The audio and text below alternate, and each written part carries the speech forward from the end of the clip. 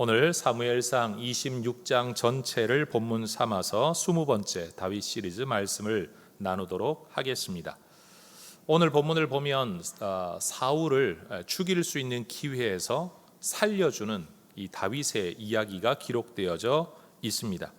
하나님의 기름 부음 받은 자라는 이유로 살려주는 사건은 이미 24장에서 엔게디 동굴에서도 있었던 일입니다. 그래서 많은 설교자들이 24장과 26장의 사건을 하나로 묶어서 같은 사건으로 취급하거나 아니면 같은 주제로 다루는 경우가 많은 것 같습니다.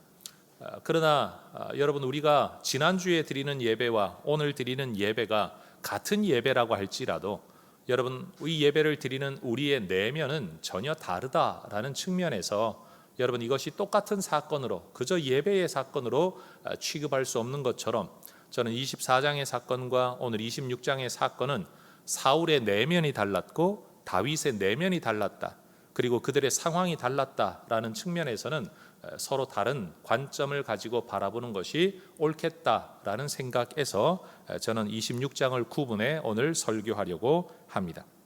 엔게디 동굴에서 살려주고 또 살아난 이 다윗과 사울은 서로 각자의 길을 떠났습니다. 이후에도 여전히 떠돌이로 살아야 했던 다윗은 바란이라는 광야를 거쳐 마온이라는 광야 지역을 살다가 갈멜이라는 지역에서 나발과 아비가일의 사건을 겪게 되었죠. 우리는 지난주에 바로 이 말씀을 살펴보았습니다. 이전에 23장에서도 십이라는 지브라는 지역의 사람들이 사울을 편들기 위해서 다윗의 숨어 있는 곳을 고발한 적이 있었습니다. 그런데 이 나발 사건 직후에도 이 10 사람들이 다시 한번 숨어 있는 다윗의 거처를 사울에게 고발합니다.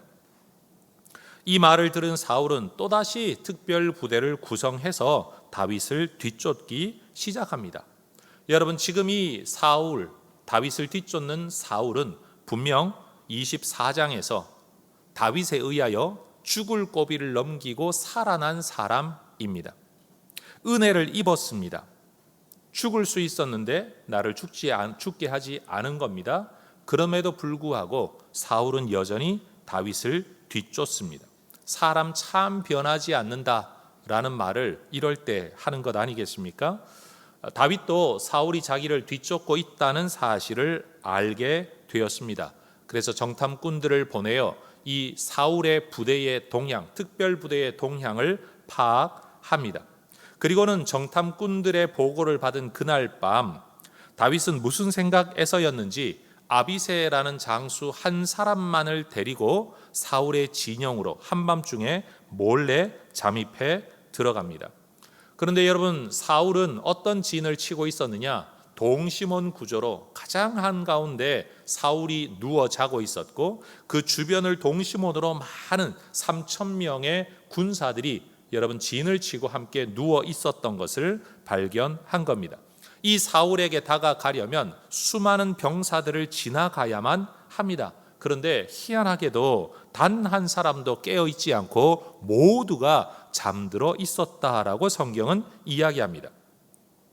다윗과 함께 했던 이 장수 아비새는 모두가 잠들어 있는 이 상황이야말로 사울을 제거할 수 있는 기회다라고 확신을 하면서 다윗에게 요청을 하지요. 그런데 다윗은 이전에도 여러 차례나 하나님의 기름 부음 받은 사람에게 손을 대는 건 하나님이 좋아하는 일이 아니다라고 스스로 거절해왔던 것을 알고 있기에 그러면 당신이 손대지 말고 내가 손을 대면 되지 않냐라고 이야기합니다. 8절에서 그렇게 이야기하죠.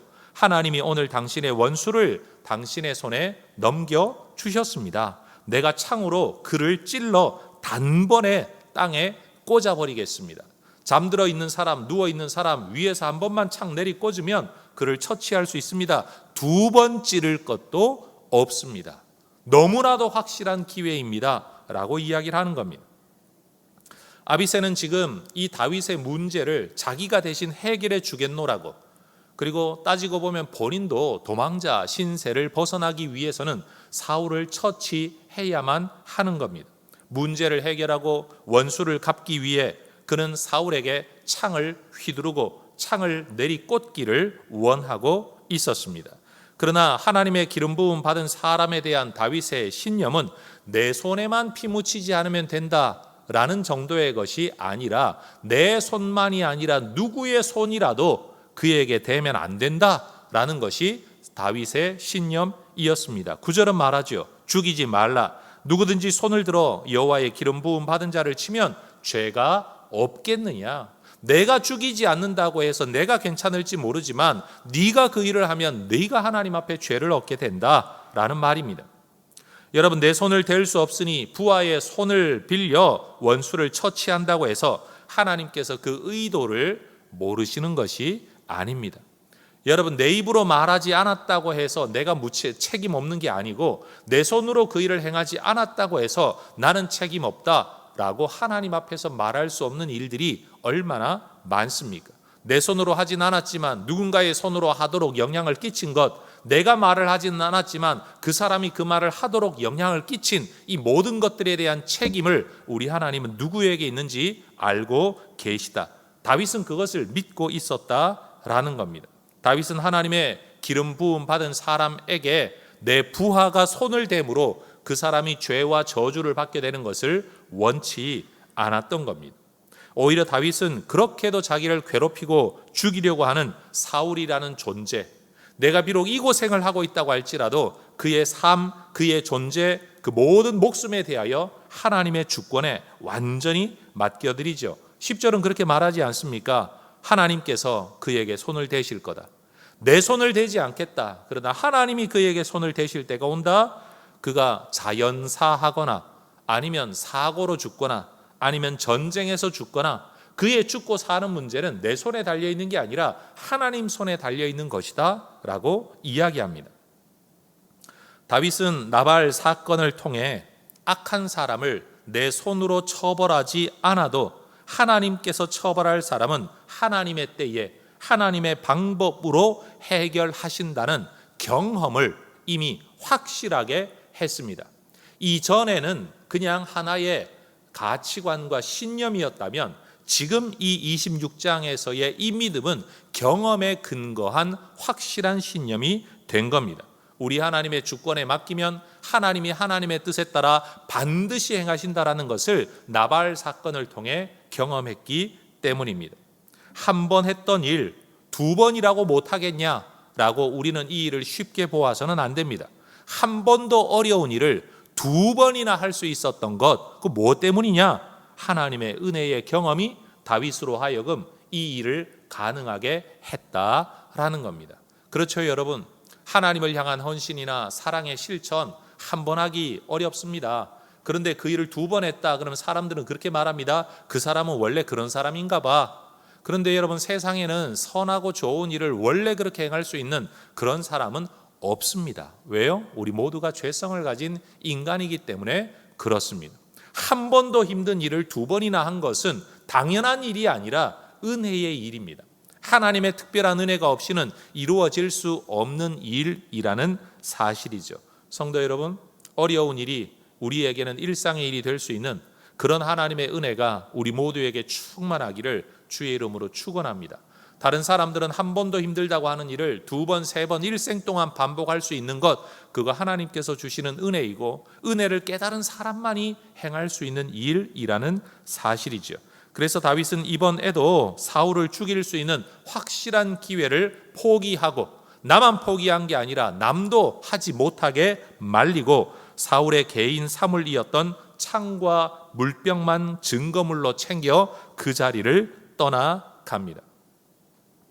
그런데 여러분, 3,000명이나 되는 부대원들이 둘러싸 진친 곳에서 어떻게 단 한 사람에게도 들키지 않고 이런 일을 할 수 있었을까요? 다시 말해, 여러분, 동시몬의 중앙, 중심에 사울이 누워 있습니다. 바로 그의 옆에 땅에 창이 꽂혀 있고 물병이 놓여 있었던 겁니다. 그 옆에 바로 군대 장관이었던 아브넬이 누워 있었습니다. 그들을 둘러 3,000명이나 잠을 자고 있었습니다.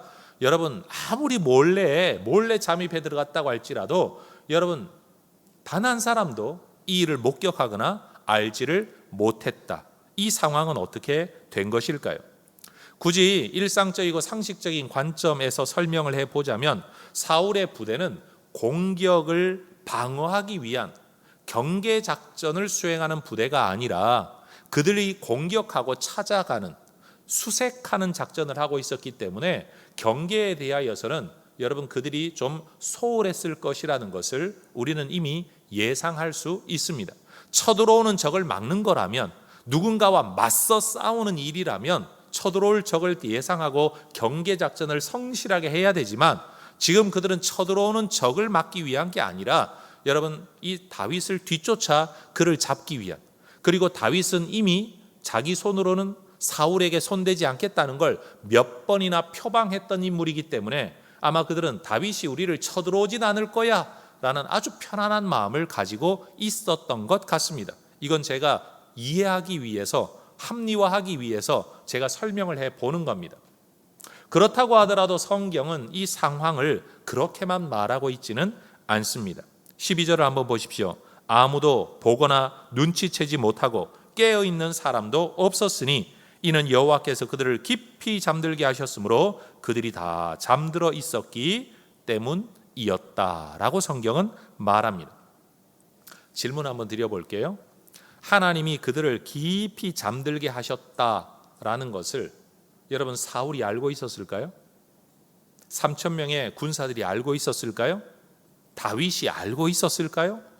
사실은 이것은 성경을 기록하는 사람이 하나님의 어떤 계시를 통해서 하나님의 뜻만 알고 있었던 것이지, 지금 이 시점에서 이 자리에서 살아가는 누구도 그냥 잠들어 있는 줄 알았지, 그게 하나님께서 잠들게 하신 것이라고 알지 못했을 것입니다. 한 사람도 빠짐없이 잠들어 있는 이 상황은 하나님의 개입이었습니다. 성경을 보면 하나님이 잠들게 하신 사건이 몇 군데가 있어요.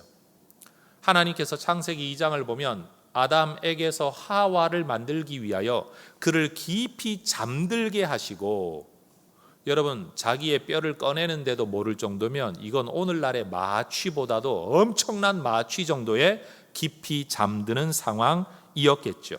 창세기 15장에도 보면 하나님께서 아브라함에게 환상을 보여주시기 위해 그를 깊이 잠들게 하십니다. 이 잠은 육신의 잠을 말하는 게 아니라 여러분 완전히 그냥 입신 정도까지 들어가는 그런 잠을 의미하는 거죠. 그래서 하나님은 특별한 목적을 가지고 어떤 일을 행하실 때 이런 자연적인 상황, 수면 상황인데도 그것이 초자연적인 잠이 되는 하나님의 역사에 개입을 하실 때가 있다라는 것을 성경을 통해 보게 될 때 지금 이 형편에서의 잠도 그런 것일 거라고 우리는 이해할 수가 있는 거죠. 다윗이 믿음 안에서 생각하고 결심하고 결단하고 행동하는 그 모든 순간과 장소에 하나님께서 거기 계셨습니다. 사자의 입을 막으시고 다니엘을 건지시는 하나님, 그것은 일종의 사자의 본성을 잠재우신 사건이죠. 여러분, 우리 하나님께서 우리 성도 여러분들이 행하시는 길에 때때로 사람들의 생각을 잠재우고 사람들의 말을 잠재우고 사람들의 행동을 잠재우고 그들의 지혜와 모략을 잠재우고 그리고 여러분을 지켜주시기를 주의 이름으로 축원합니다. 여러분, 그것이 육신의 잠만을 의미하는 게 아니라 모든 그들이 가져야 할 원래의 속성대로 행동하지 못하게 만드는 일체의 하나님의 억제력, 여러분 잠재우시는 하나님의 은혜가 지금 다윗에게 함께하고 있었다라는 거죠. 믿음의 사람들이 하나님의 뜻을 거스르지 않으려고 고민할 때, 고민하고 그러면서도 결심할 때, 그리고 그 결심을 따라 살아갈 때, 믿음으로 살아가려고 힘쓰고 애쓸 때 우리 하나님은 보이지 않는 손으로 우리와 함께하고 계심을 믿습니다. 분명히 상황은 기적이 아닙니다. 그런데 성경은 그것이 기적이라고 말을 하고 있습니다. 우리에게는 일상인데, 우연인데 하나님 편에서는 분명히 특별한 개입에 의한 기적일 때가 있다라는 거죠. 여러분, 이런 은혜가 우리에게 일상이 될 수 있기를 축복합니다. 다윗은 사울의 창과 물병을 가지고 몰래 사울의 진영을 빠져나와 멀리 산 꼭대기에 올라갑니다. 갑니다. 그리고 그 산 꼭대기에서 진치고 있는 사울의 부대를 향해 큰 소리로 외치죠. 아브넬이라는 사람의 이름을 불러 외칩니다. 다윗이 아브넬의 이름을 부르는 것은 이 아브넬이라는 사람이 사울의 부대의 대표자였기 때문이고, 자기 이름을 부르는 소리를 듣고 아브넬은 말하기를 왕을 부르는 너는 누구냐라고 말을 하는 것도 자기가 왕이라는 뜻이 아니라 왕의 부대의 책임자다, 나를 깨우는 건 왕을 깨우는 것과 마찬가지다라는 의미를 가지고 있는 말입니다. 다윗은 아브넬을 추켜 세우죠. 이스라엘 가운데 너 같은 자가 누구냐? 그런데 또 한쪽으로는 책망합니다. 네가 어찌하여 내 주 왕을 보호하지 아니하였느냐? 그러면서 왕의 물병과 창을 증거물로 내세우며 왕의 경호에 실패한 이 군대 장관을 책망하죠. 야, 너 사형감이야. 왜 왕을 지키지 못했어? 사실 아브넬을 책망하고 있는 다윗의 모습은요, 사울을 지키지 못한, 충성스럽고 신실하지 못함에 대한 책망인 동시에 나라면 너처럼 하지 않는다, 사울에 대한 충심을 내가 아직도 가지고 있다라는 것을 말하고 있는 내용입니다. 큰 소리로 외치는 소리가 오고 가는 것을 들은 사울이 잠이 깨어 다윗에게 직접 대답을 하죠. 다윗아, 너냐? 다윗이 대답합니다. 그렇습니다. 저 다윗입니다. 다윗은 사울에게 답답한 마음으로 하소연하죠. 내 주는 어찌하여 주의 종 나를 쫓고 계십니까? 내가 무엇을 했습니까? 내 손에 무슨 악이 있습니까? 내가 도대체 뭘 잘못했기에 나를 뒤쫓고 계십니까? 이전에 24장에서 엔게디 동굴 앞에서 나는 너를 학대해야 돼, 너는 나를 선대하니 너는 나보다 의롭도다 라고 말했던 당신이 왜 지금 또 나를 뒤쫓아 죽이려고 이런 일을 하고 계십니까? 참 변하지 않는 사람에 대한 여러분 답답한 마음이 아마 다윗에게 있었을 겁니다. 다윗은 만에 하나라도 사울의 마음속에 다윗을 죽이고자 하는 소원을 주신 분이 하나님이시라면 자신은 죽을 수밖에 없다라는 것도 인정합니다. 그러나 다윗의 생각에 사울이 자신을 뒤쫓는 이유는 사울 주변에서 사울을 부추기는 사람들 때문이라는 것을 그는 알고 있었습니다. 다윗은 사울이 아무리 주변 사람들이 그렇게 말을 하더라도 올바른 판단력을 가지고 오히려 그들의 말을 거절하고 다윗 자신을 뒤쫓기를 그만두어 주기를 간절히 요청하죠.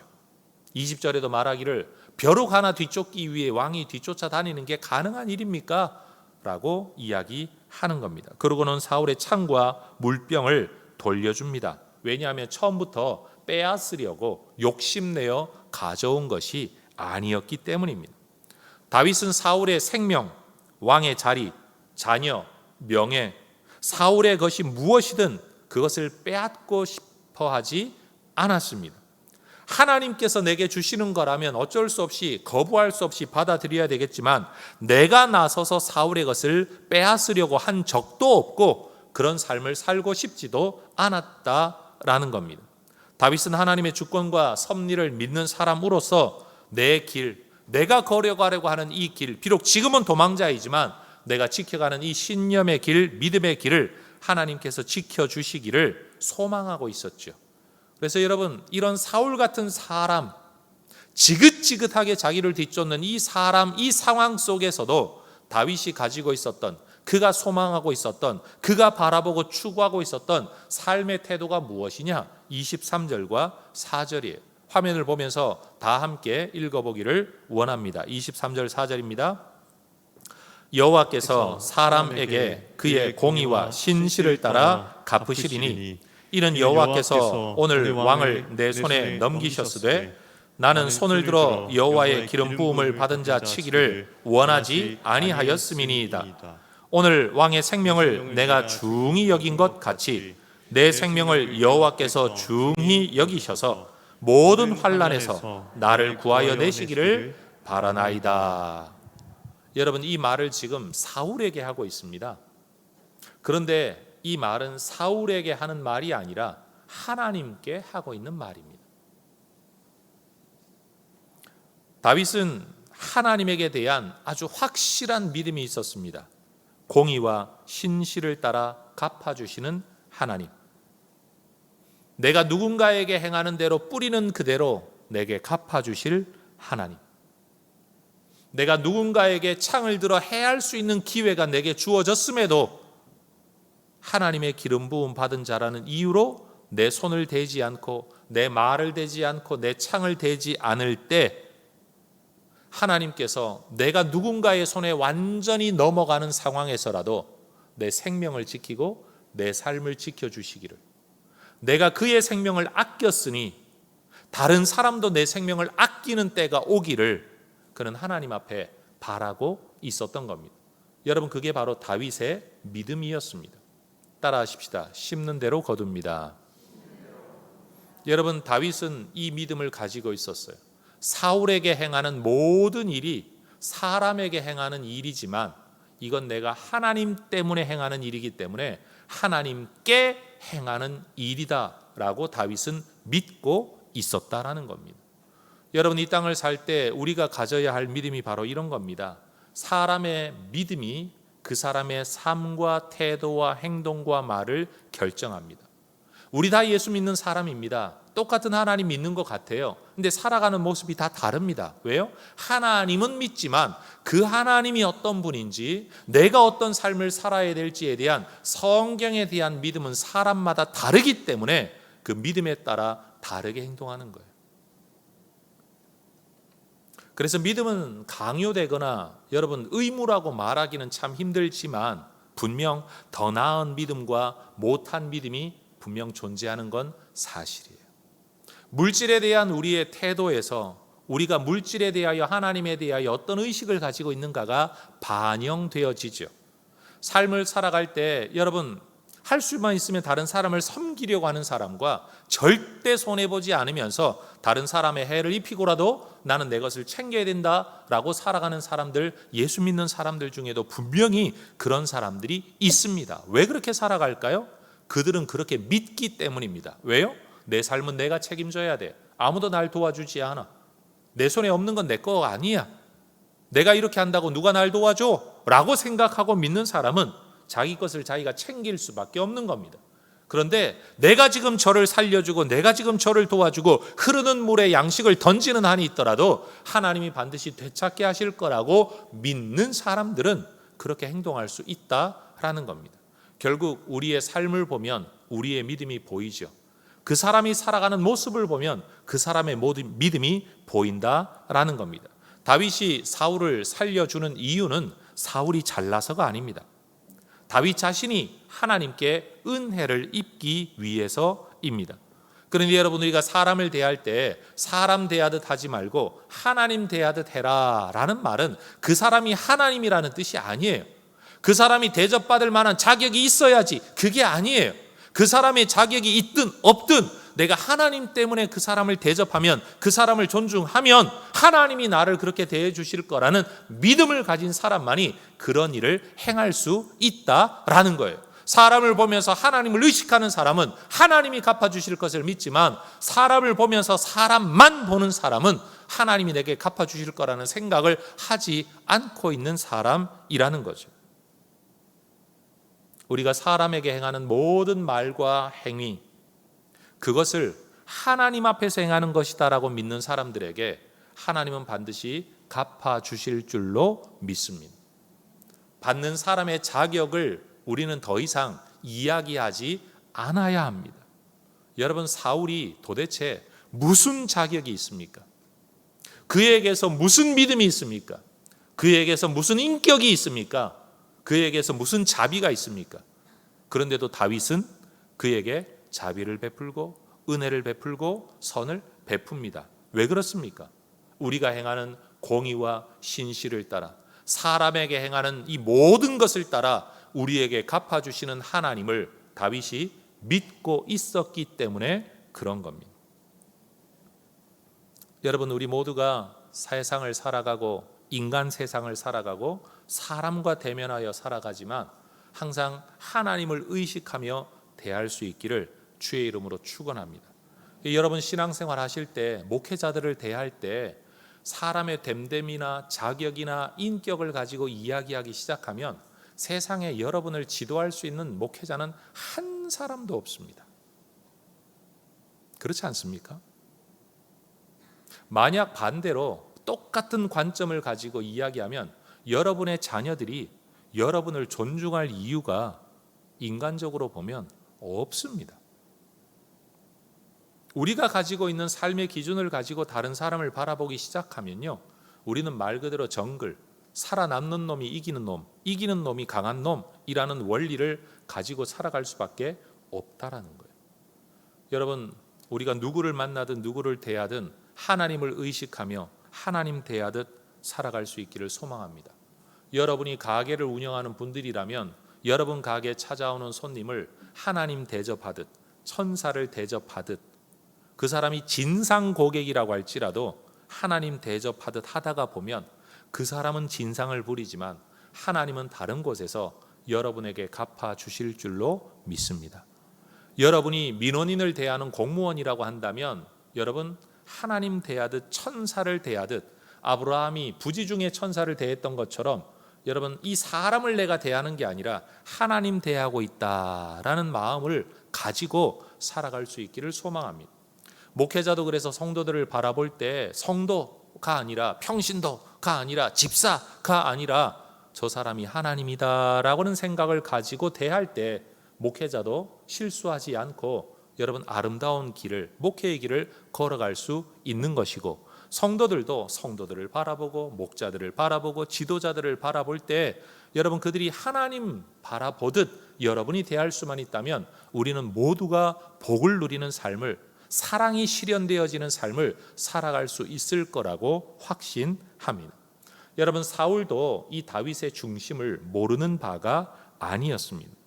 사울은 또다시 자기가 죽을 고비를 넘긴 이 사실 앞에서 다윗에게 그렇게 이야기합니다. 21절 보십시오. 내가 범죄하였도다. 내 아들 다윗아 돌아오라. 네가 오늘 나의 생명을 귀하게 여겼은즉 내가 다시는 너를 해하려 하지 아니하리라. 내가 어리석은 일을 하였으니 대단히 잘못되었도다.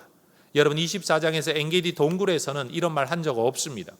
내가 그냥 너는 옳다, 네가 나보다 선하다 라고 끝났던 사울이 오늘 본문에서는 내가 다시는 너를 해하려 하지 않겠다라는 말까지 합니다. 심지어 사울은요, 하나님께서 다윗을 왕으로 세우실 것을 이미 알고 있었습니다. 25절 보십시오. 내 아들 다윗아 너에게 복이 있을지로다. 네가 큰 일을 행하겠고 반드시 승리를 얻으리라. 여러분, 무슨 선지자의 예언처럼 다윗의 함날을 축복하는 이 말, 확신의 말을 사울이 말하고 있는 겁니다. 이런 말을 할 사람이 왜 다윗을 뒤쫓고 있냐라는 거예요. 알면서도 행하지 않는 거예요. 사울은 아는 대로 믿는 대로 행동하지 못하는 사람이었습니다. 어쩌면 사울은 하나님의 뜻을 받아들이기 싫었을지도 모릅니다. 하나님의 뜻을 받아들이지 못하는 게 아니라 알면서도 받아들이기 싫었을 가능성이 훨씬 더 높아 보입니다. 제가 보기에는 사울은 요즘 시대의 어떤 중독자들이 보여주는 것과 비슷한 패턴, 아는데 아는 대로 행하지 아니하는 정서적, 심리적, 행동적 특성들을 지금 사울은 보여주고 있는 것입니다. 다윗은 사울이 돌아오라고 말을 하지만 돌아가지 않습니다. 그들은 끝까지 서로 다른 길을 갑니다. 그리고 정말 안타까운 것은 바로 이 사건이 사울과 다윗의 마지막 대면이었습니다. 여러분, 사람들은 누구나 말 또는 행동이라는 그릇에 자기의 신념과 생각과 믿음을 담아 주고받습니다. 표현합니다.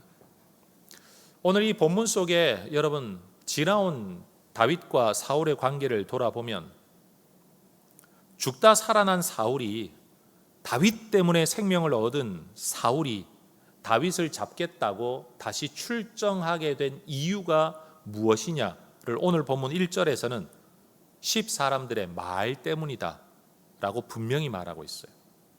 그 말 때문에. 그런데 돌이켜보면 18장에서부터 이 말이 사울의 마음을 얼마나 건드렸는지 모릅니다. 사울이 처음으로 다윗을 의심하게 된 것, 여인들의 노랫말 때문이었습니다. 사울은 천천히요 다윗은 만만히로다는 노랫말이 사울을 불쾌하게 하고 노하게 만들었습니다. 딸 미가를 미끼로 다윗을 죽이려고 한 것도 어떤 사람들의 말 때문이었습니다. 사울이 처음으로 다윗에게 창을 던져 죽이려고 한 이후에 다윗이 너무나도 위기감을 느껴서 라마 나요세 사무엘에게 피해 있을 때에도 거기까지 다윗을 쫓아간 것도 사람들의 말 때문이었습니다. 광야에 있는 다윗을 쫓은 것도 사람들의 말 때문이었고 노업 땅의 제사장들을 몰살시킨 것도 도액이라는 사람의 말 때문이었고 그일라를 구원한 다윗을 잡기 위해 그일라까지 찾아간 것도 어떤 사람들의 말 때문이었고 하길라산 숲풀에 숨은 다윗을 뒤따랐던 것도 10사람들의 말 때문이었고 블레셋의 갑작스런 침략으로 다 잡은 다윗을 놓치고 난 이후에도 엔게디 황무지까지 다윗을 뒤쫓아간 것도 사람들의 말 때문이었습니다. 그런데 여러분, 사울은 끊임없이 사람들의 말이 들릴 때마다 그 말에 반응하는 거예요. 어떻게 해요? 다윗을 잡아 죽이겠다라는 마음으로 반응하는 겁니다. 그래서 다윗은 사람들의 말에 휘둘려 행동하는 사울에게 그렇게 탄식했던 겁니다. 24장 9절에서 뭐라고 탄식했었습니까? 보소서 다윗이 왕을 해하려 한다고 하는 사람들의 말을 왕은 왜 들으십니까?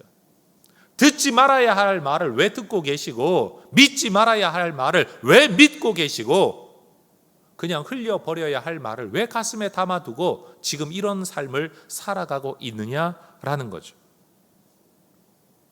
사울은 이미 엔게디 동굴 사건 이후에 자신의 잘못을 시인하고 다윗의 정당성을 인정했음에도 불구하고 또다시 다윗을 죽이려는 자리에 와 있는 겁니다. 26장에서 사울은 자기 내면의 감정과 죄성을 부추기는 사람들에게 둘러싸여 있는 지도자였습니다. 지난주 설교에 이어 여러분에게 이런 질문을 드려봅니다. 여러분 주변에는 여러분의 죄성을 부추기는 사람들이 많습니까? 아니면 여러분의 영성을 부추기는 사람들이 많습니까? 여러분은 의도적으로 여러분의 죄성을 부추기는 사람들과 가까이 하고 있습니까? 영성을 일깨우는 사람들과 가까이 하고 있습니까? 사울은 다윗에게 은혜를 입은 이후에도 다윗에게 대한 마음의 결심을 확고하게 붙들지를 못했습니다. 그러니 계속해서 사람들의 말에 휘둘리는 겁니다. 사울은 사람들의 말에 휘둘리는 사람, 그 말에 휘둘려 사람들의 말을 핑계로 삼아 자기 내면의 죄성을 자꾸만 길어 올리고 펼쳐내며 살아가는 사람이었습니다. 아마도 사울은 다른 사람들의 말 때문에, 여론 때문에 어쩔 수 없었다라고 핑계를 대겠지만 정확하게 말하자면 자기의 속마음을 결정하지 못했기 때문입니다. 다윗처럼 마음의 결심이 확고했다면 주변의 사람들이 무슨 말을 하더라도 그 말을 따라가지 않았을 겁니다. 그런 면에서 사울과 다윗은 너무나도 대조되는 모습을 보여주죠. 사울은 사람들이 말만 하면 찾아가서라도 죽이려고 하고 다윗은 죽일 수 있는 기회라고 자꾸만 옆에서 부추기는데도 안 돼 라는 말 한마디로 자기가 가야 할 길, 자기가 가지고 있는 믿음의 길, 신념의 길을 걸어가는 사람이었습니다. 그러니 여러분, 우리는 사람들의 말 때문이다라는 것이 얼마나 핑계거리인가를 알게 되는 거죠. 말 때문이 아니라 그 말을 듣고 반응하는 내 마음의 중심 때문에 우리는 서로 다른 삶을 살아가는 겁니다. 우리는 인간관계 속에서 이런 경험을 많이 합니다. 사람들이 다 이렇게 말하더라 라고 전하는 어떤 사람의 그 말은 사실은 그 사람의 말이 아니라 자기가 하고 싶은 말이기 때문에 다른 사람의 입을 빌어와 이름을 빌려와 자기가 그 말을 하고 있는 거예요. 절대 자기가 그렇게 믿지 않으면 그 말 하지 않습니다. 택도 없는 소리 하지 마라. 쓸데없는 소리 하지 마라. 말도 안 되는 소리 하지 마라. 그리고 덮어버릴 마음의 중심이 분명하면 말이에요. 그런데 내 안에도 그런 마음과 의심이 있으면 묻게 되는 겁니다. 말하게 되는 겁니다. 사람들이 내게 어떤 말을 자꾸만 하는 이유는 내가 그 말에 반응하는 사람이기 때문입니다. 어떤 말이 특별히 내게 자주 들린다라는 것은요, 어쩌면 내가 그 말을 좋아하기 때문입니다. 자, 제가 한 가지 예를 들어 볼게요. 여러분 어느 날 아이고 차를 좀 바꿀 때가 됐다라고 생각을 하면서 여러분이 관심을 가지는 차량을 생각을 하기 시작하면요, 길거리 다니면 다 그 차만 눈에 보입니다. 제 말이 맞습니까? 그렇죠. 이전에는 전혀 눈에 띄지 않았어요. 근데 차를 좀 바꿀 때가 됐네. 어떤 차로 바꿀까? 이 모델이 괜찮을까? 이게 괜찮을까? 이게 좀 괜찮은 것 같은데? 라고 생각을 하면서 길거리를 다니면 그 차만 눈에 들어오는 거예요. 내 마음에 있는 것이 내 눈에 보이는 겁니다. 그래서 다른 사람이 마음에 들지 않으면요, 끊임없이 흠잡을 것만 보이는 거예요. 사울의 속 마음은 다윗을 미워하는 것이었습니다. 다윗 때문에 내 자리 빼앗기겠다라는 염려와 걱정이 사울의 주된 생각이었습니다. 그러니 그 사울 주변에 있는 사람들은 권력자의 마음이 거기 있다는 것을 알기 때문에 다윗을 죽여야 된다라는, 죽일 수 있는 기회가 왔다라는 말들이 사울에게는 쏙쏙 들어오게 된 것이고, 그 말을 들으면서 내 속마음은 드러내지 않았지만 결국 그 말에 반응할 수밖에 없는 것이 사울의 삶의 루틴, 일상이었다라는 겁니다. 그러나 우리가 아는 것처럼 다윗은 사람들의 말에 휘둘리지 않습니다. 사람들의 말이 다윗의 신념을 바꿔놓거나 좌우하지를 않습니다. 한동안 개의치 말아야 할 나발의 말이 감정적 기습이 되어 한동안 다윗이 흔들리기는 했지만 그래도 들어야 할 말, 아비가일의 말을 듣고 그는 믿음의 길을 지켜갈 수 있었습니다. 실수하지 않을 수 있었던 거죠. 성경이 2번이나 사울을 살려준 이 사건을 기록하는 이유는 다윗이 단순히 한순간의 기분이나 감정 때문이 아니라 그의 신념 때문이라는 것을 보여주고, 그 신념이라는 것도 흔들릴 수 있는 것이라는 것을 우리에게 보여주고, 흔들린다고 하더라도 믿음의 길을 가려고 결심하면 하나님이 주변 사람을 보내서라도 지키게 하신다는 것을 보여주는 것이고, 그리고 또 한 번 그 길을 걸어갈 수 있었다는 사실을, 은혜의 경험이 다윗으로 하여금 한 번도 힘든 일을 2번씩이나 할 수 있게 했다는 것을 우리에게 알려주고 있는 겁니다.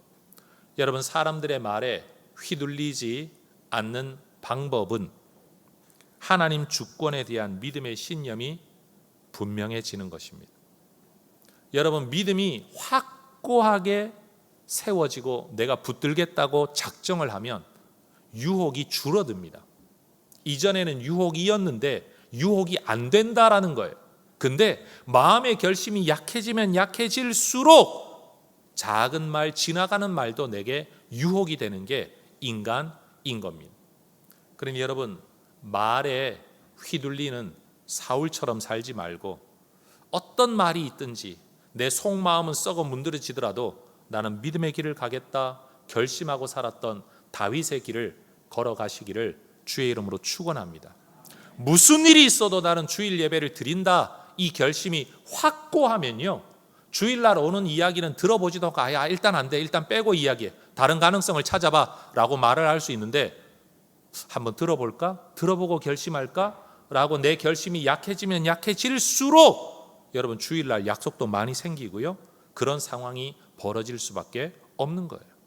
나는 무조건 하나님을 대하여 시간에 대한 11조처럼 주일 예배를, 물질에 대한 11조를, 내 삶의 방향성을, 내 가정에 대한 성적 윤리를 내가 지키겠다, 이건 내가 넘어설 수 없다 라고 결심이 확고하면 여러분 덜 휘둘립니다.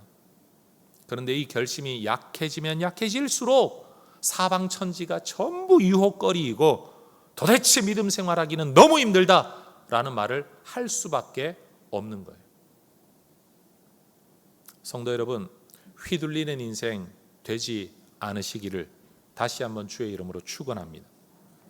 다윗이 사울을 죽일 수 있었음을 보여주는 증거물로 가져갔던 창은 사울이 기회 있을 때마다 다윗을 죽이기 위해 던졌던 바로 그 창입니다.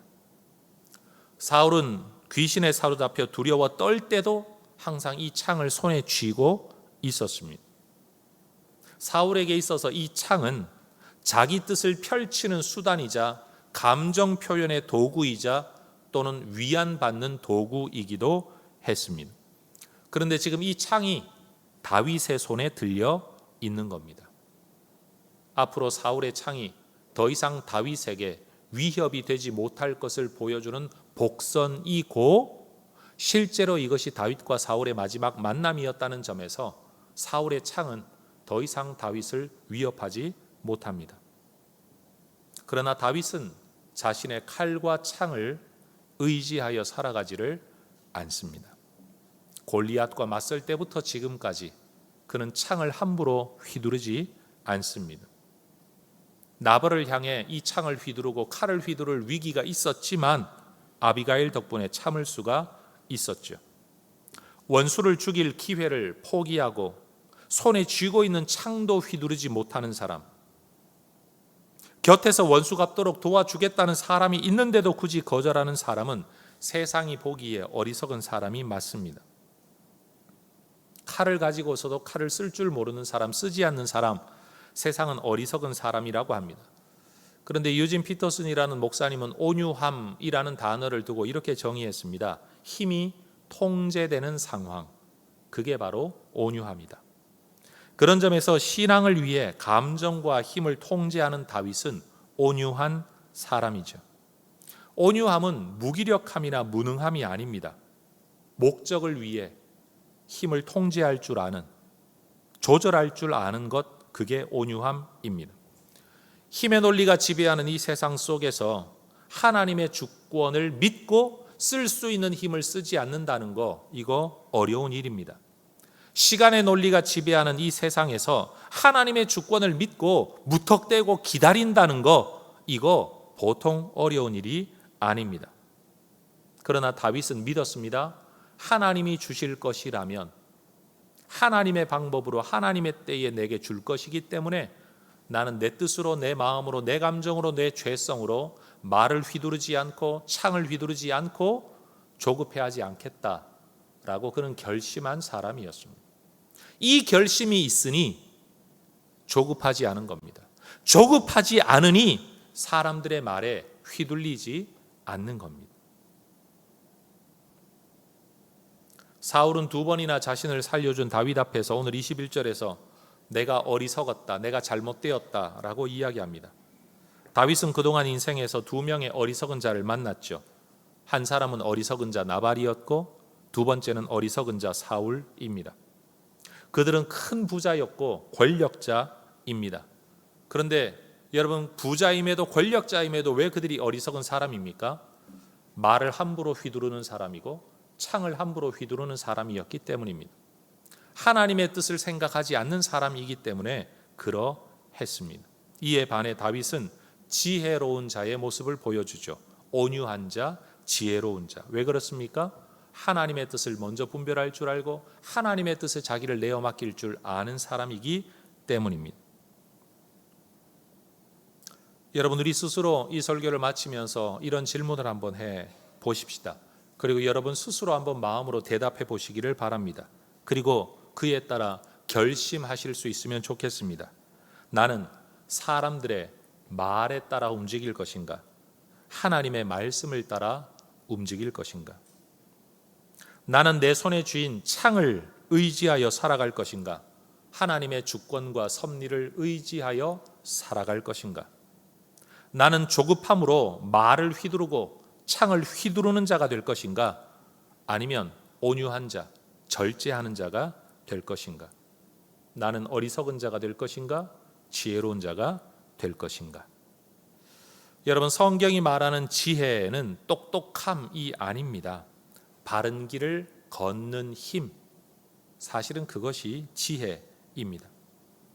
여러분, 세상의 말에 휘둘리지 말고 세상의 창에 휘둘리지도 말고 반대로 말을 함부로 휘두르지도 말고 창을 함부로 휘두르지도 말고 하나님의 뜻을 따라, 하나님의 주권을 따라, 섭리를 따라 내가 가지고 있는 하나님을 향한 믿음의 신념을 따라 살아가는 우리 모든 성도님들 되시기를 주의 이름으로 축원합니다. 기도하겠습니다.